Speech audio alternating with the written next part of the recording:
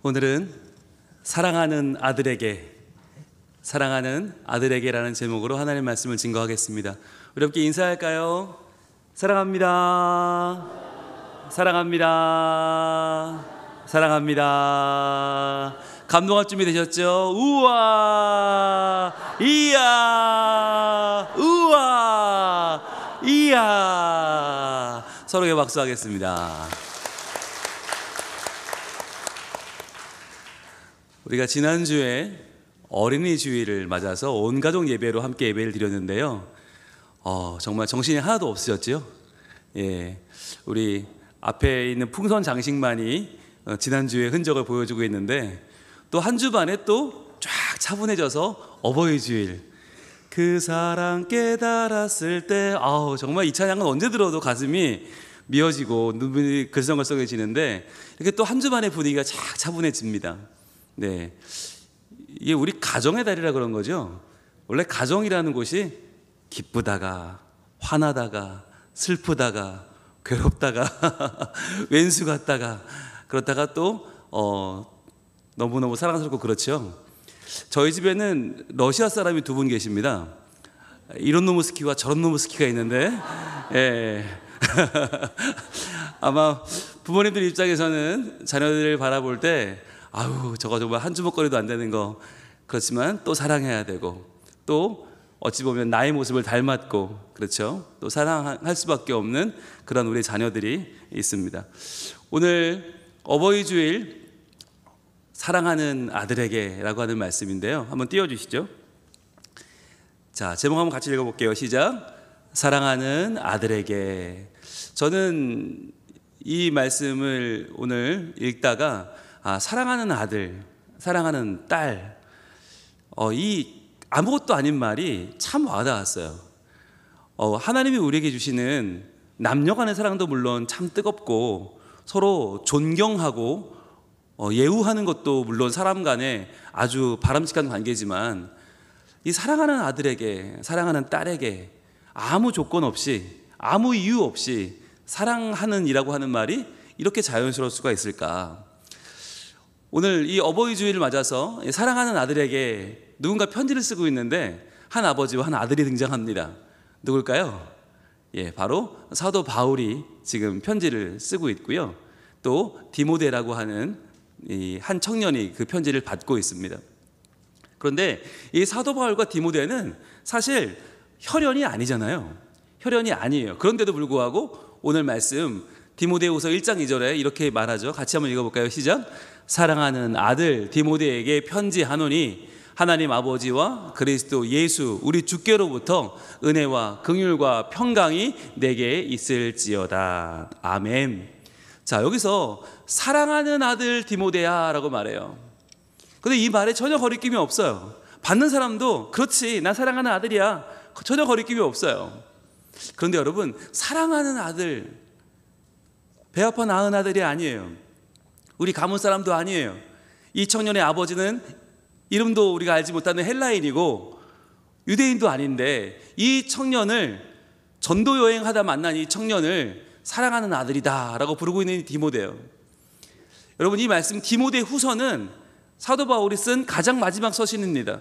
가장 노년에 이제는 말할 기운도 없고 편지 쓸 기운도 없는데, 그 편지를 하는 이유는 너무너무 사랑하니까, 사랑하는 아들아 라고 한번 그 아들을 불러보고 싶어서 이 편지를 쓰는 거거든요.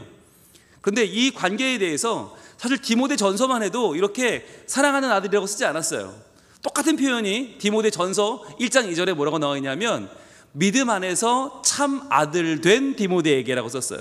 다른 말은 똑같은데 디모데 전서만 해도, 조금 젊었을 때만 해도 이 관계는 설명이 필요한 관계였어요. 야, 우리가 서로 혈연은 아니지만, 내가 널 낳지는 않았지만, 야, 믿음 안에서 참 아들 된, 참이란 말이 중요한데 가짜 아들도 있거든요. 예, 데마 같은 아들은 믿음 안에 자녀 되었는데 떠나갔어요. 도망갔어요. 하나님 싫다고 말하고 그 당시 돈과 명예를 따라 떠나버린 그런 아들들도 있거든요. 그럼 그런 아들 말고 참 아들, 믿음 안에서 믿음을 지키고 순교의 길을 걸어갔던 참 아들 된 디모데야 라고 하는 이 마음이 디모데 전서만 해도 필요했었어요. 그런데 디모데 후서로 가면 이런 설명이 필요 없습니다. 뭐 믿음 안에서 뭐 참 아들 돼, 이거 필요 없고요. 그냥 사랑하는 아들 디모데야 라고 말하고 있는 거죠. 여러분, 이것이 저는 우리 어버이 주일에 참 중요한 개념이라고 봐요. 우리 중에는 부모님이 지금 돌아가신 분도 계시고 자녀가 없는 사람도 있고 결혼 안 한 사람도 있어요. 우리에게 혈연으로 따지면 어버이와 자녀 간의 사이가 그다지 중요하지 않은 사람들도 있어요. 그런데 어떻게 우리가 오늘 어버이 주일이라는 이름으로 함께 하나님의 은혜를 나누고 있는가? 바로 우리에게는 사랑하는 아들, 딸이 있고 믿음 안에 참 아들, 딸들이 있기 때문이죠. 여러분, 우리 교회에는 많은 사람들이 주목하는 관계가 있습니다. 바로 교인들과 다음 세대 간에 혈연을 뛰어넘는 믿음의 끈이 연결되어 있다는 거 하는 거죠. 사랑의 끈이 연결되어 있습니다. 그것이 바로 여러분들이 가지고 기도하고 있는 기도 카드인데요. 여러분, 기도 카드 한번 꺼내 보시겠어요? 우리가 올 연초에 받아서 이 한 아이를 품고 저희들이 기도하고 있지 않습니까? 여러분, 이 한 아이는 그냥 어딘가 이렇게 쑤셔 놓으라고 드린 애가 아니고요. 여러분들 성경책에 항상 꽂아 놓으시고 말씀을 읽을 때에도, 찬양을 할 때에도, 예배를 드릴 때에도 항상 하나님, 저와 동일한 은혜를 이 믿음의 자녀에게 허락해 주세요 라고 하는 기도가 담긴 카드입니다. 여러분, 그래서 이 기도 카드를 여러분 꼭 잘 보이는 곳에 두시고 항상 이 나의 믿음으로 낳은, 내가 믿음으로 입양한 이 아들과 딸을 위해서 늘 기도할 수 있기를 축복합니다. 자, 그래서 이 사랑하는 아들 디모데, 믿음으로 낳은 참 아들 디모데에게 편지하는데 말씀드렸죠? 기록이 다 했어요. 이제 곧 하나님 나라 가요. 그런데 굳이 편지를 쓰는 이유가 뭐냐? 그에게 세 가지의 복이 임하기를 간절히 원하기 때문이에요. 이 세 가지의 복이 뭐냐면 바로 은혜와 긍휼과 평강입니다. 오늘 우리가 이 은혜와 긍휼과 평강이 무엇인지를 좀 보려고 해요. 여러분, 그렇잖아요. 우리가 세 가지를 우리 자녀에게 줄 수 있다면 뭐 주고 싶으세요? 세 가지. 당장 건강해야 되겠죠. 그리고 물질도 있어야 되겠고 또 성공해야 되겠죠. 그렇다면 우리 같으면 건강과 물질과 성공이 내게 있을지어다 이렇게 말하고 싶은데, 그런데 사도 바울은 이 땅에서 수많은 사람들이 가치 있다고 여기는 그 어떤 것도 아니고 은혜와 긍휼과 평강을 말하고 있단 말이죠.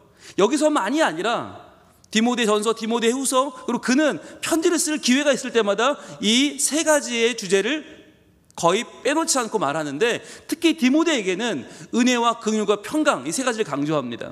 왜 그럴까를 오늘 보려고 해요. 여러분, 왜 우리에게는 은혜와 긍휼과 평강이 필요할까? 여러분, 우리는요 자녀를 진정 사랑하나요? 아멘? 여기서 흔들리시면 안 됩니다. 우린 진정 사랑합니다. 그렇죠? 진정 사랑한단 말이에요. 그렇다면, 사랑한다면 해야 될 기도가 두 가지가 있어요. 여러분, 이거는 기본적으로 알고 계셔야 됩니다. 뭐냐면 내 자녀가 하나님 안에서 영적인 치유를 받도록 기도하셔야 됩니다.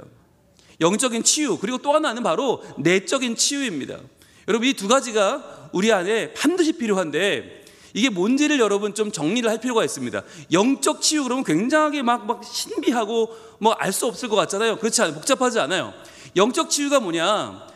하나님께 소외된 영혼, 즉 하나님을 떠나 하나님 없이 살아가던 영혼이 하나님을 만나서 구원을 받고 영생을 얻어 새롭게 되는 것이에요. 그래서 이 영적인 치유는요 일회적이고 강권적입니다. 즉 이것은요 하나님께서, 성령께서 그 마음을 붙잡아서 죄를 떠나게 하시고 죄를 미워하게 하고 회개하게 하고 결단하고 주님 자녀 되게 하는 것, 영적인 치유예요. 이게 예수 믿게 되었다, 주님을 만나 내가 변화를 받았다고 하는 것이 영적인 치유인데, 여기서 끝나는 게 치유의 다가 아니라 내적인 치유가 또 있어요. 이건 뭐냐면 바로 예수를 믿어서 구원은 받았어요. 그런데 이전에 하나님께서 하나님께 내가 잊혀져 있을 때, 소외된 영혼에 있을 때 나에게 붙어있던 잘못된 인식들, 그 인식들이 지금 나를 계속 괴롭히는 거예요. 그러니까 예수는 믿는데, 구원은 받았는데 예수 믿기 전에 가지고 있던 나의 잘못된 생각들이 나를 괴롭히는 거예요. 그래서 이 내적인 치유는 지속적이고 의지적으로 일어나야만 합니다. 예수를 믿어도 어떤 사람은 5년 걸리고 어떤 분은 10년 걸려요. 어떤 분은 평생 이 문제로 고민하기도 합니다. 그렇다면 내적인 치유가 필요한 이 우리 마음에 어떤 부분들이 있을까 한번 알 필요가 있는데, 여러분 내적 치유는요 3가지 정도의 치유가 필요합니다. 우리 마음의 상태, 예수를 믿지만 떨쳐버리지 못한 이전의 우리의 마음들. 첫 번째는 뭐냐면 바로 공로의식이에요. 공로의식, 이게 뭐냐면 나의 인간적인 성공과 실패가 하나님께도 중요하지 않을까라고 하는 오해와 열심이에요. 그러니까 내가 더 돈을 많이 벌면 하나님 나를 더 기뻐하지 않으실까? 내가 이 땅에서 뭔가 더 많은 일을 하면 천국에 뭔가 더 좋은 보화가 준비되지 않을까라고 하는 이 공로의식은 이게 하나님 안 믿을 때 생각이거든요. 하나님 안 믿는 사람들이야 더 많이 뭔가를 해서 나를 증명해야 되고 입증해야 되고 뭔가를 해야죠. 그런데 여러분 이게 헌신과는 다릅니다. 하나님을 온전히 신뢰하며 하는 헌신이 아니고 이 공로의식 속에는 계속 내가 들어있죠. 그래서 여러분 이 공로의식에 사로잡히면 우리는 끊임없이 주변 사람들을 눈치를 보게 되고요, 주변 사람들의 말에 휘둘리게 돼요. 훌륭한 사람이네, 착한 사람이네, 왠지 착해져야 될 것 같고, 왠지 더 훌륭해야 될 것 같고, 더 많이 해야 될 것 같고. 여러분 그런데 이렇게 사람들의 말에 계속 빠지다 보면 어떻게 돼요? 결국은요 추락하고 말아요. 침몰하고 말아요.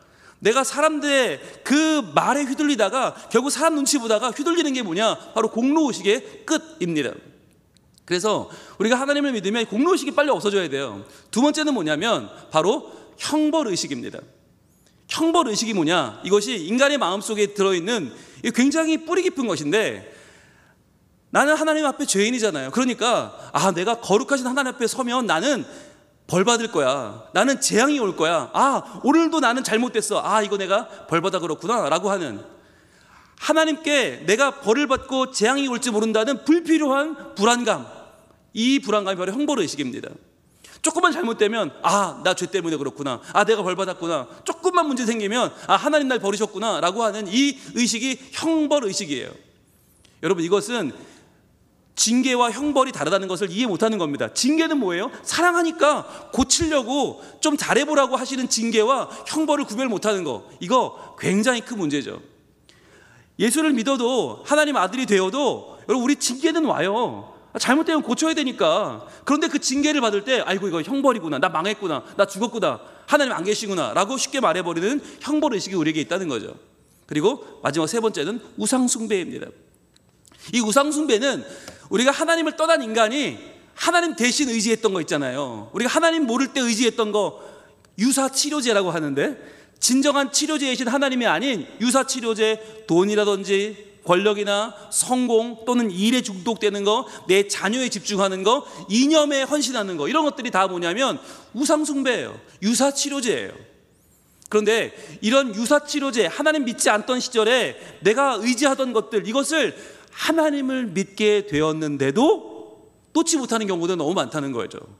그러니까 하나님은 믿는데 나는 어떤 당 아니면 난 안 돼, 하나님 믿는데 나는 어떤 지역 아니면 안 돼 라고 계속 우리가 편협한 생각에 빠지는 이유가 뭐냐? 여기서 못 빠져나온 거예요. 여러분 우상숭배의 특징이 뭐냐면 하나님과 세상 것을 동등하게 만들어버리는, 이것은 큰 죄악입니다. 그러니까 하나님 잘 안 보이니까, 하나님 말씀 잘 모르겠으니까 눈에 보이는 돈을 의지하고 눈에 보이는 성공과 권력을 의지하게 되는 거, 성적인 타락에 빠져드는 거, 이게 다 우상숭배거든요. 근데 이 우상숭배의 특징이 뭐냐면 만족이 없다는 거예요. 왜냐하면 세상의 이 권력이나 이념이나 이 성공은 우리를 채울 수 없어요. 우리가 훨씬 더 크기 때문에. 여러분 하나님이 아니면, 하나님의 사랑이 아니면 우리를 채울 수 있는 것은 없다는 걸 믿으시길 바랍니다. 이 세상 것에 빠지면 아무리 그것을 채우려고 해도 내가 채워지지 않는 거예요. 계속 모자란 거예요. 그래서 여러분 이 세 가지, 공로의식과 형벌의식과 우상숭배는 하나님을 알기 전에 우리에게 있던 것인데, 그것이 지금도 우리에게 남아서 우리의 영혼을 갉아먹고 있어요. 그래서 이 세 가지에 대한 내적인 치유가 반드시 필요한데, 그렇다면 여러분 이 세 가지는 왜 생겼을까요? 그걸 알아야 치유가 될 거 아닙니까? 왜 생겼을까? 여러분 한 가지 이야기를 드릴게요. 1888년도 독일의 어느 교실에서 있었던 일입니다. 자, 독일은 굉장히 이성적이고 사고 아주 정말 잘하죠. 자, 이때 무신론 교사가 이렇게 외칩니다. 야, 얘들아, 신은 없다. 있더라도 신은 악한 존재다. 세상에 악이 존재하기 때문에 신은 악하다라고 외쳤어요. 이런 말이 되죠? 세상이 이렇게 악한데 하나님이 있긴 뭐가 있냐라고 하는 거죠. 그런데 그때 그 선생님의 말에 10살짜리 꼬마가 대답을 합니다. 이렇게 대답을 했다고 해요. 선생님, 추위라는 게 존재합니까? 추위요? 아니죠. 열이 없으니까 추운 거잖아요. 열의 부재가 추위예요, 선생님. 선생님, 그리고 어둠이라는 게 존재하나요? 아니요. 빛이 없어 어두운 거예요. 빛의 부재가 어두움이에요, 선생님. 마찬가지로요, 악이라는 게 존재할까요, 선생님? 악이 존재할까요? 아니요. 악은요, 하나님이 계시지 않은 우리의 상태를 말할 뿐이에요.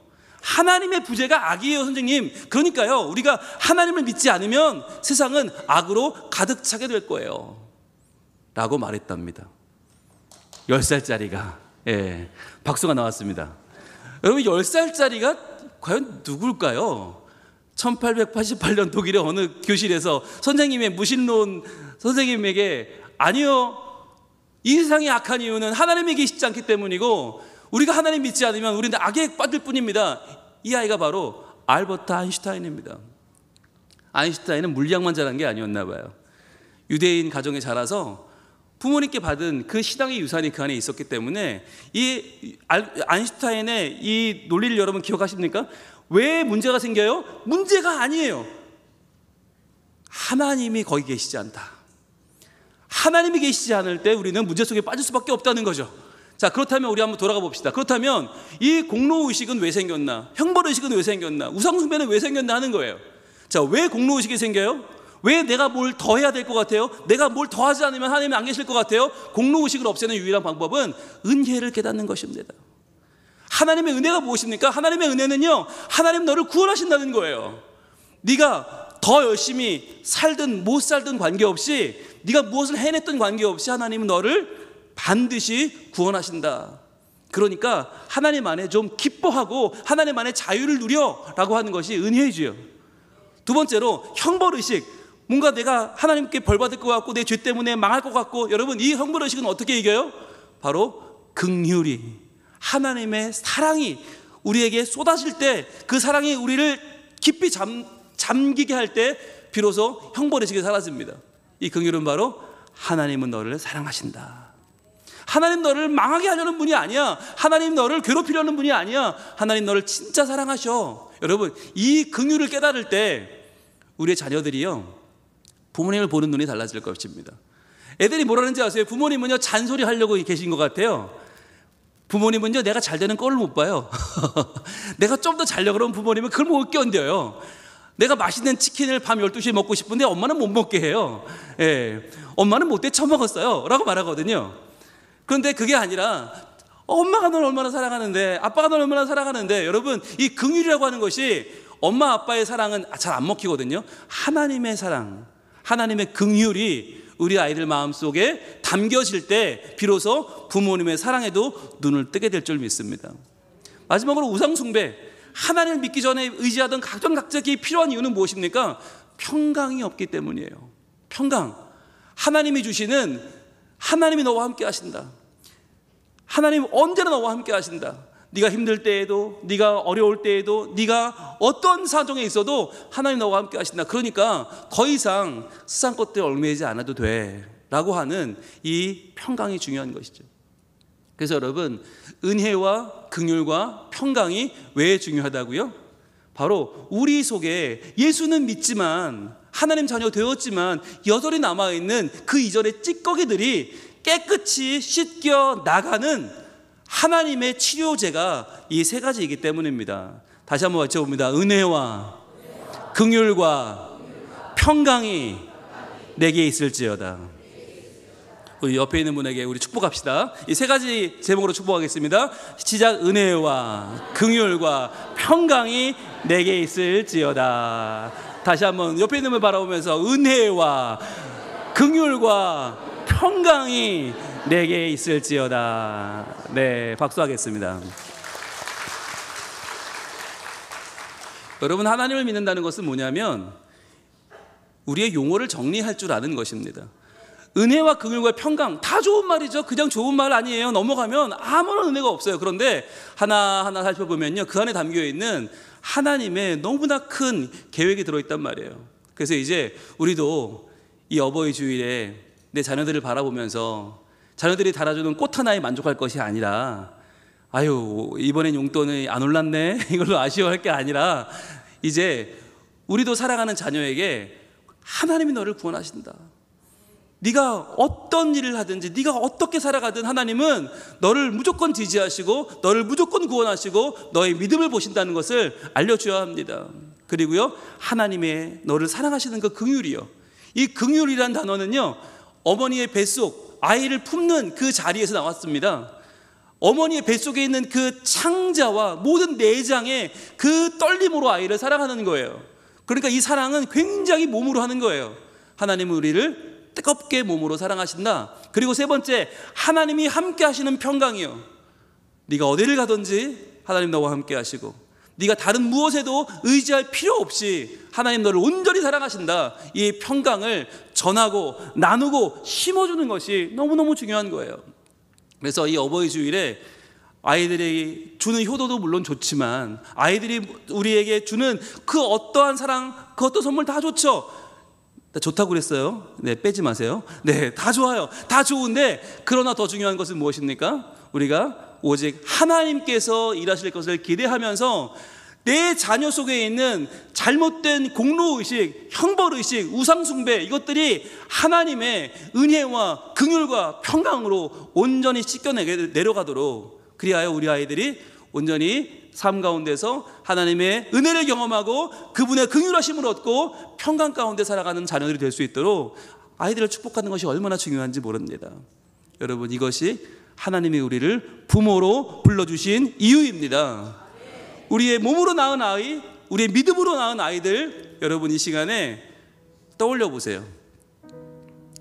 자녀가 옆에 있으면 한번 안아주시고 그 자녀에게 하나님의 은혜와 하나님의 긍휼과 하나님의 평강이 함께 하시기를 이 시간 여러분 진심으로 기도해 주시길 바랍니다. 그리고 이 시간에 부모와 자녀가 함께 하지 않았다면 내 믿음으로 품은 그 아이들, 내가 믿음으로 품은 내 믿음의 아들, 딸들이 분명히 교회 안에 있지 않습니까? 하나님, 이 아이에게 하나님이여 넘치는 은혜를 주시옵소서, 넘치는 긍휼로 이 아이의 마음을 치유하여 주옵소서, 넘치는 평강으로 이 아이들이 오늘도 주님으로 만족할 수 있도록 하나님 인도하여 주옵소서. 이 시간에 기도할 때에 하나님께서 우리와 우리 자녀들에게, 우리 가정에 은혜와 긍휼과 평강의 복을 내려주실 줄로 믿습니다. 이 시간에 찬양할 텐데요, 선한 능력으로 찬양할 거예요. 왜냐하면 이게 우리가 할 수가 없어요. 영적 치료는 하나님이 하고 내적 치료는 우리가 합니까? 아니요. 성령께서 주의 선한 능력으로 우리 아이들을 만져주실 때에만 그 능력으로 안아주시고 그 크신 팔로 붙들어 주실 때에만 우리 아이들이 은혜와 긍휼과 평강을 누리게 될 줄 믿습니다. 찬양하겠습니다. 주여 우리에게 행하여 주옵소서.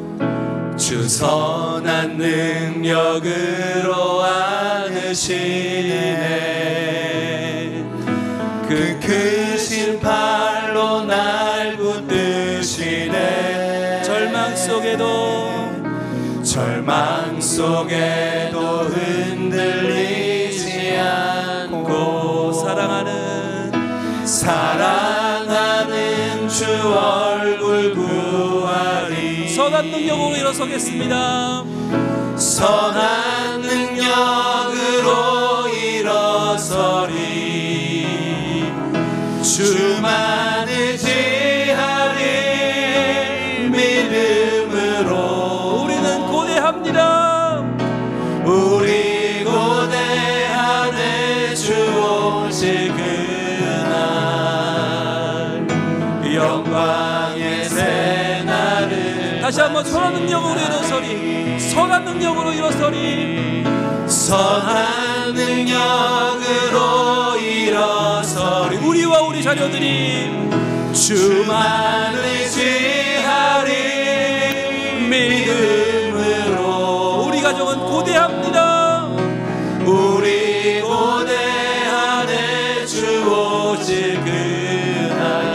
영광의 새날을 영광의 새날을 맞이하리.